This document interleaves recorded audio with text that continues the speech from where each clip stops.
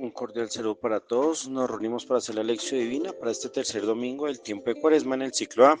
En el nombre del Padre, del Hijo y del Espíritu Santo. Amén. Invoquemos al Espíritu Santo. Oh Espíritu Santo, amor del Padre y del Hijo, inspírame siempre lo que debo pensar, lo que debo decir, cómo debo decirlo, lo que debo callar, cómo debo actuar, lo que debo hacer para gloria de Dios, bien de las almas y mi propia santificación. Espíritu Santo, dame agudeza para entender, capacidad para retener, método y facultad para aprender, sutileza para interpretar, gracia y eficacia para hablar. Dame acierto al empezar, dirección al progresar y perfección al acabar. Amén. Iniciamos con el primer paso, que es la lectura, la cual tomamos del Evangelio según San Juan, capítulo 4, versículos del 5 al 49. Juan 4, del 5 al 49. Llega pues a una ciudad de Samaria llamada Sicar, cerca de la heredad que Jacob dio a su hijo José. Allí estaba el pozo de Jacob.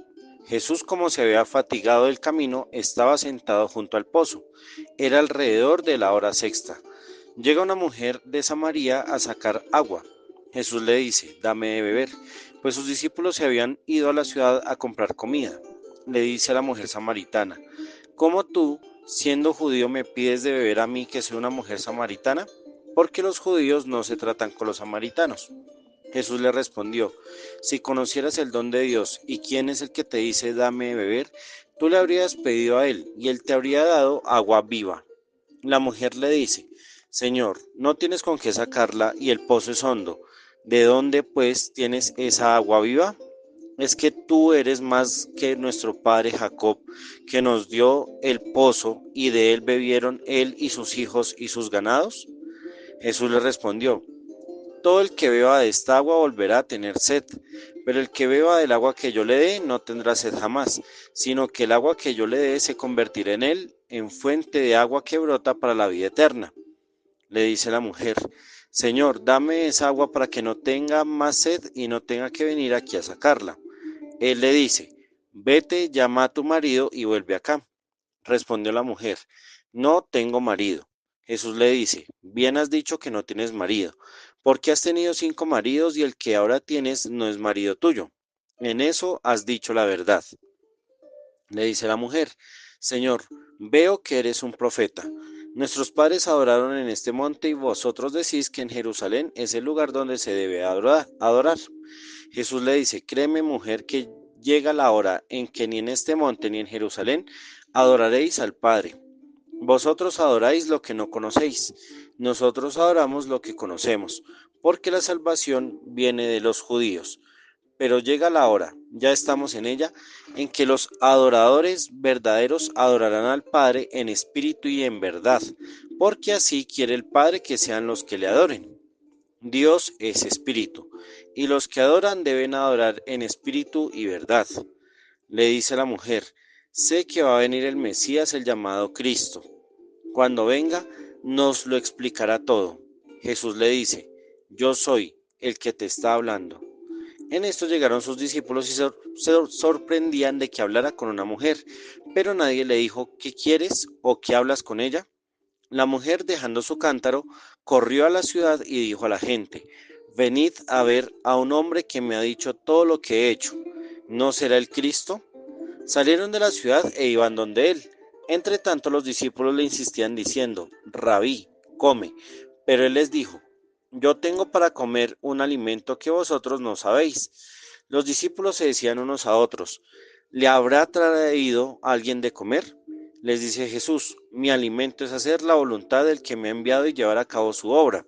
¿No decís vosotros 4 meses más y llega la siega? Pues bien, yo os digo: alzad vuestros ojos y ved los campos, que blanquean ya para la siega. Ya el segador recibe el salario y recoge fruto para vida eterna, de modo que el sembrador se alegra igual que el segador, porque en esto resulta verdadero el refrán de que uno es el sembrador y otro el segador. Yo os he enviado a segar donde vosotros no os habéis fatigado. Otros se fatigaron y vosotros os aprovecháis de su fatiga. Muchos samaritanos de aquella ciudad creyeron en él por las palabras de la mujer que atestiguaba: me ha dicho todo lo que he hecho. Cuando llegaron donde él, los samaritanos le rogaron que se quedara con ellos, y se quedó allí 2 días. Y fueron muchos más los que creyeron por sus palabras, y decían a la mujer: ya no creemos por tus palabras, que nosotros mismos hemos oído y sabemos que este es verdaderamente el Salvador del mundo. Continuamos con el segundo paso, que es la meditación. Este año, aunque estamos en el Evangelio de Mateo por ser el ciclo A, en Cuaresma hacemos una pausa para leer el Evangelio de San Juan los 3 domingos que restan. Hoy nos corresponde el capítulo 4, conocido comúnmente como el texto de la mujer samaritana, que más que ser un episodio de la vida de Jesús, es un pasaje catequético que nos evoca el Antiguo Testamento. Nos evalúa el presente y nos proyecta hacia el futuro con una pregunta que sale de fondo: ¿aceptas la propuesta de amor que te hace Dios? El Evangelio de hoy comienza con 3 lugares dicientes para la comunidad judía: Samaria, el pozo y Sicar. Samaria, según el segundo libro de los Reyes, en el capítulo 17, versículos 24 al 41, se había vuelto una tierra pagana adorando a 5 divinidades: Sucot Benot en Babilonia, Nergal de Cutá, Asimá de Hamad, Nibhaz y Tarkat de los habitas, y Adramalek y Anamalek de los sefarbitas. Aunque en algunas ocasiones meditaban la Torá y oraban a Dios, también habían combinado su fe con el paganismo, por lo que hizo que la división y ruptura social, política y religiosa fuera radical con el reino de Judea, olvidando la promesa de amor hecha a Dios de guardar sus mandamientos, recordando quién fue el que los sacó de la esclavitud y quién los amó de verdad. También, siendo territorio de Israel, la parte norte, Oseas 2 hace un recorrido de 3 pasos. Le hará pasar de la vergüenza pública a la soledad, y en la soledad volverá a enamorar a su esposa infiel. Ella ya no es mi mujer, y yo no soy su marido. Y ahora descubriré su vergüenza y a los ojos de sus amantes, y nadie la librará de mi mano. Por eso voy a seducirla. Voy a llevarla al desierto y le hablaré al corazón. Allí le daré sus viñas, convertiré el valle de Acor en puerta de esperanza, y ella responderá allí como en los días de su juventud, como el día en que subía del país de Egipto. Y sucederá aquel día, oráculo de Yahvé, que ella me llamará marido mío y no me llamará más dueño mío. Retiraré de su boca los nombres de los Baales y nunca más serán invocados por su nombre. Yo te desposaré conmigo para siempre, te desposaré conmigo en justicia y en derecho, en amor y en compasión. Este contexto permite entender por qué la escena se desarrolla en Samaria, que es la tierra juzgada, en un pozo, el lugar de la alianza entre Dios y Jacob, y en el desierto, lugar de la reconquista y del enamoramiento. Hoy este evangelio puede invitarnos a pensar: ¿cuál es la Samaria de mi vida? Es decir, ¿cuáles han sido aquellos dioses a los que me he dedicado a servir y adorar en vez de haber adorado a Dios, como por ejemplo el egoísmo, el narcisismo, la soberbia, la pereza, el orgullo, la venganza, la ira, los deseos carnales, el chisme, la crítica, la mentira, el placer, las riquezas, el poder, la codicia, etcétera? Y asimismo recordar de dónde me ha sacado Dios, en dónde me hizo Él libre, y en consecuencia sentir y vivir. ¿Cómo Dios quiere reconquistar mi amor? ¿Por qué Dios no quiere que me aleje de Él y me quiere brindar su amor nuevamente para hacerme totalmente suyo? Además, en Génesis 29 está la escena en cómo Jacob hace un pacto con Labán para recibir en matrimonio a Raquel, y él, trabajando 14 años, se entregó por completo a sus labores únicamente para casarse con Raquel. Y el Evangelio de Juan retoma también esta escena para mostrar cómo el amor de Dios puede ser más grande y perseverante que el amor humano. El texto inicia en Siquén, donde según Génesis 33 del 18 al 20, compró Jacob una parcela y edificó un altar a Dios. Fue allí donde Josué selló la alianza entre el pueblo y Dios a partir de la lectura que encontramos en Josué capítulo 24 versículos 25 al 28, plantando una piedra como testigo del vínculo, pues evoca el regalo que Jacob hizo a José antes de morir. Siquén fue dado como regalo para ponerlo por encima de sus hermanos, y allí sería sepultado José. La hora sexta es el mediodía, lugar donde el sol está en su máximo esplendor, y la imagen de Jesús se muestra como alguien fatigado, cansado por caminar y por el calor. El verbo mencionado es kopiao. Es un verbo griego utilizado frecuentemente en el Nuevo Testamento que significa trabajar con esfuerzo agotador, fatigarse, cansarse, afanarse o esforzarse al máximo, a menudo implicando un desgaste físico o dolor. Jesús se sienta junto al pozo. Pero esta hora, y no es coincidencia, es la hora en que Jesús es crucificado, con lo cual el evangelista hace un vínculo llamativo y contundente. Jesús te espera en la hora de entregarse, y así como en la cruz exclamó a esta misma hora, tengo sed, ahora exclama, dame de beber. Es en la espera de Jesús donde Él aguarda tu respuesta. Pregunta a la mujer, ¿cómo tú siendo judío me pides de beber a mí que soy una mujer samaritana? Primer elemento, no era bien visto que un hombre hablara con una mujer. A ella solo le hablaban su padre, sus hermanos y su marido, ya que la mujer pertenecía a su clan familiar y la comunicación era exclusiva. Además, un segundo elemento es que los samaritanos no se tratan con los judíos. En Eclesiástico 50:26 dice el autor que el alma detesta a Seir, Samaria, los filisteos y los moradores de Siquén, por ser un pueblo idólatra. Jesús le dice, si conocieras el don de Dios. La palabra griega eidos significa fundamentalmente forma, aspecto, figura, apariencia o especie. Es decir, que Jesús le dice que más que un saber teórico, la invita a dejarse atrapar por la verdadera esencia y figura de Jesús. La está invitando a conocer la esencia del don de Dios.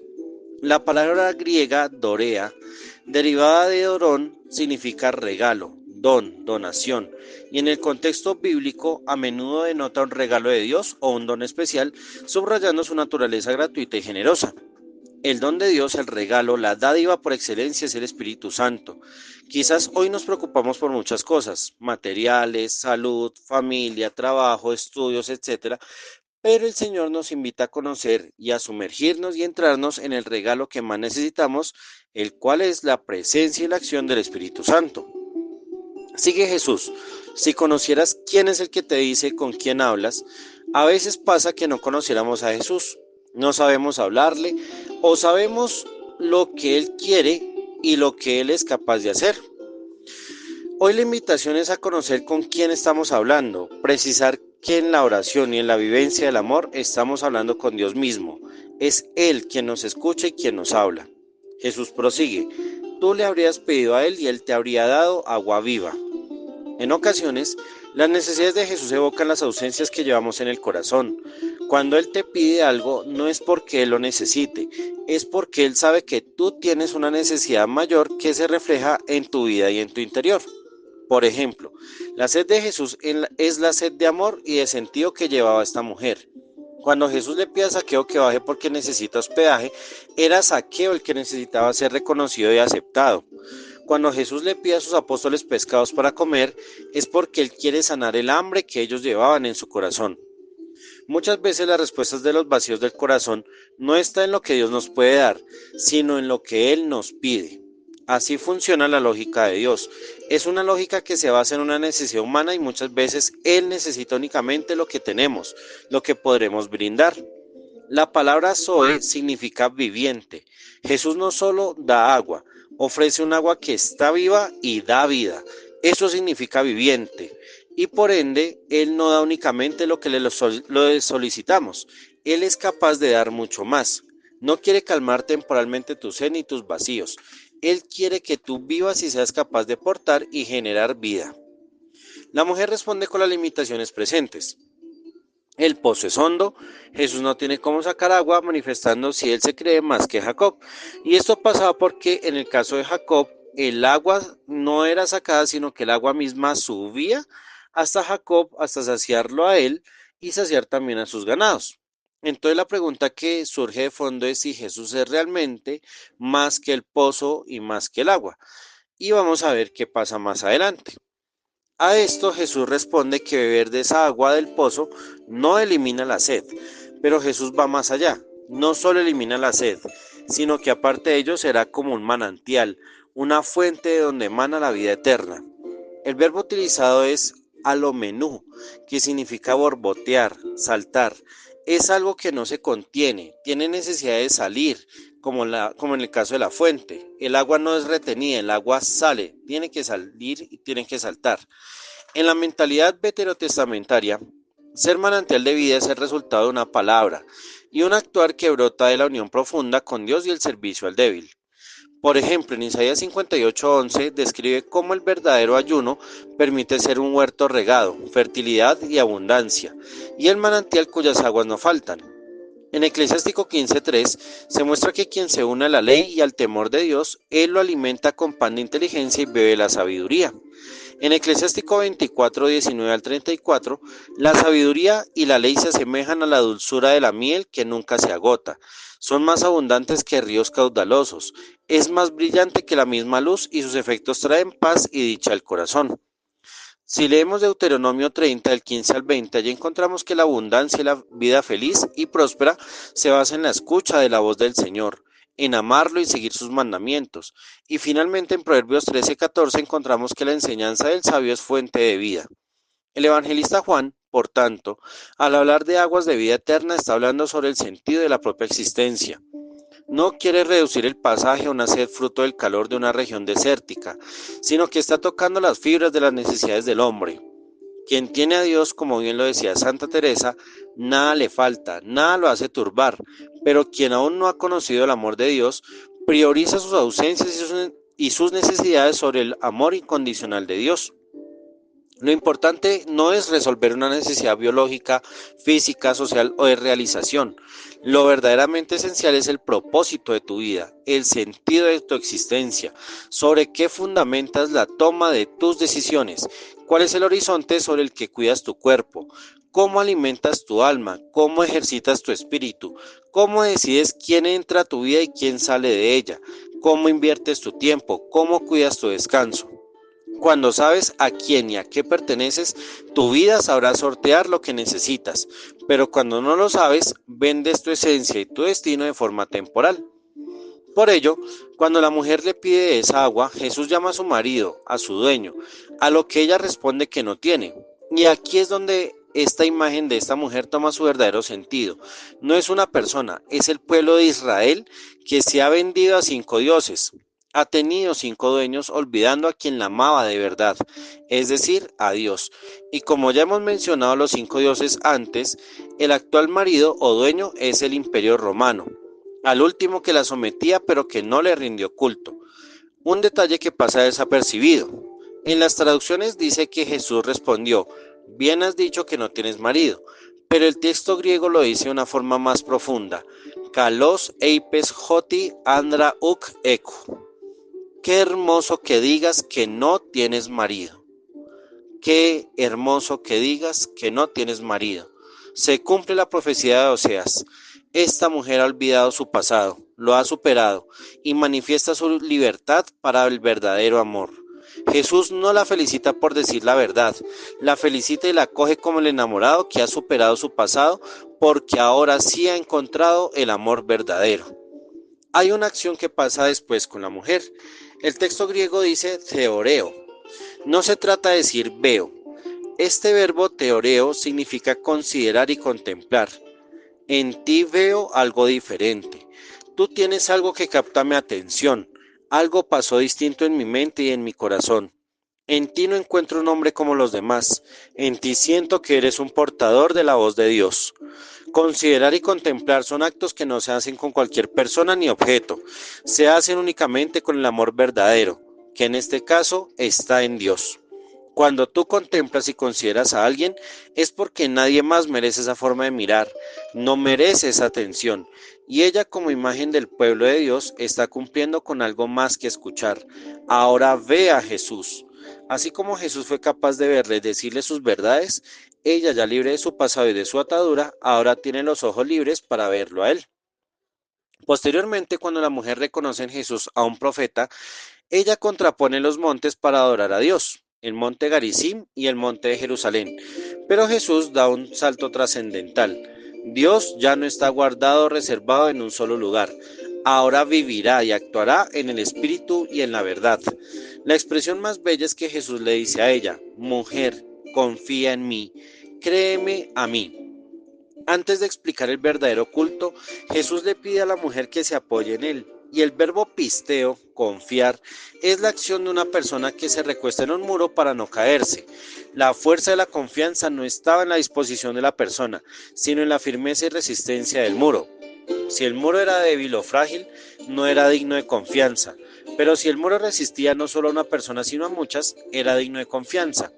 Jesús le está diciendo a la mujer, para que entiendas en qué consiste el verdadero culto a Dios, apóyate en mí, inclínate a mí para que te des cuenta que estando conmigo no tambalearás ni caerás.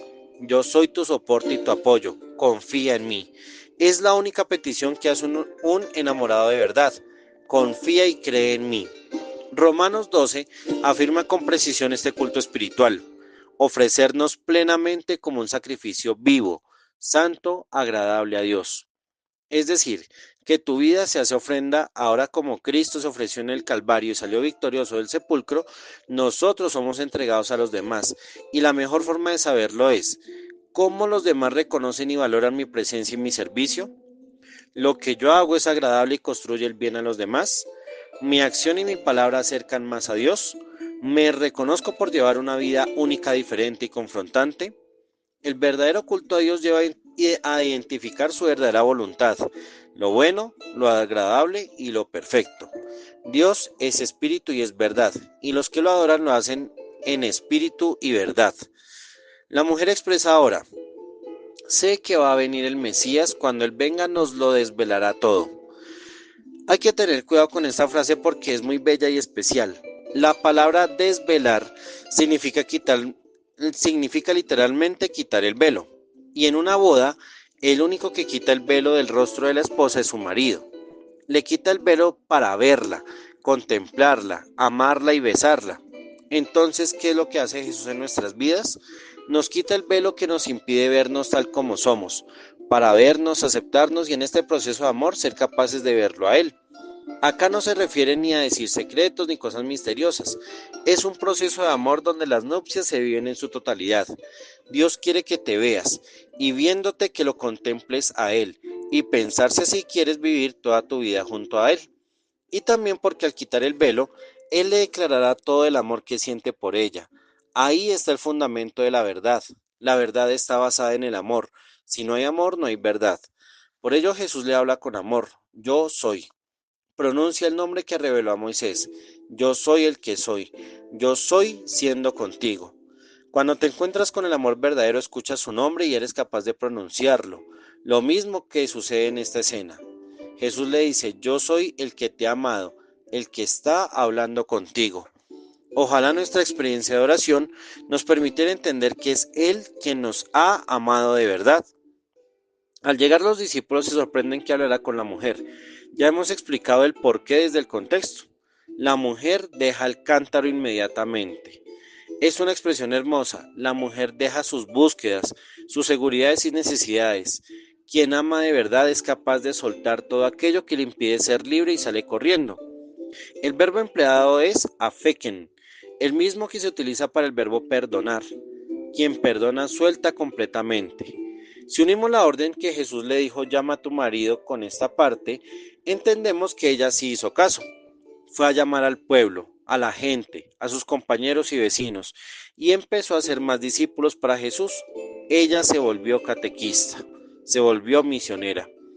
Cuando ella va al pueblo y los habitantes se dirigen a Jesús, los discípulos le ofrecen comida, una comida que ellos compraron.